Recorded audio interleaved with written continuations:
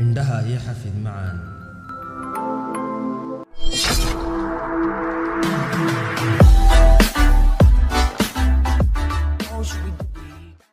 beri baa waxaa jirtay gabadh indhala. gabadhu waxay ahayd mid ka diiqadoota oo dhibsata dadkoo dhan marka laga reebo wiil ay isjeclaayeen. wiilkaasi kamuu dheeraan jirin, mar kastana garabkeeda ayuu taagnaan jiray. naf iyo maal iyo waqtiba wuxuu hayay kamuu hakran ilaa inta ay isbarteen. maalin maalmaha ka mid ah ayaa iyadoo isla cidi kuma ag joogto ay isla hadashay oo tidhi, haddii aan indho aan kugu arko lahaan lahaa waan ku guursan lahaa macaane, iyadoo wiilkana magaciisa raacisay.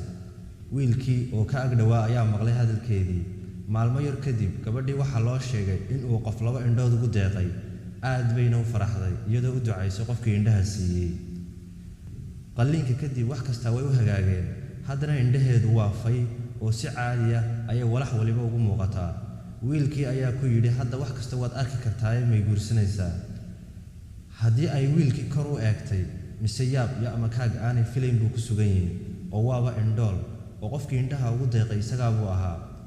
nasiib darrase guurkiisii way ku gacan saydhay oo ballankay nafteeda iyo isagaba la gashay way ka baxday. wiilkii wuxuu meeshii ka dhaqaaqay isagoo niyad jabsan oo dareemaya dhib ka weyn kay iyadu dareemaysay markay sidiisa aanay waxba arki jirin. wuxuuna ku macal salaamiyey hal kelmad oo ahayd, ilaali oo ii xafid indhahayga macaan. tani waa habka ay maskaxda bini'aadamku isu beddesho markuu xaalkoodu isbeddelo. in yar uun baana xusuusata waxay noloshoodii hore ahayd. haddaba daawade, noloshu waa siismo ee intaanad ka cabanin weedha aad odhan lahayd ka yara feker inuu jiro qof aan hadliba karin. intaanad ka cabanin dhadhanka cuntadaada ka yara feker qof aan haysanba wuxuu dhadhamiyo. intaanad ka cabanin xaaskaaga ama xaajkaaga ka yara feker qof habeen iyo maalinba alle ka tuuga lamaane.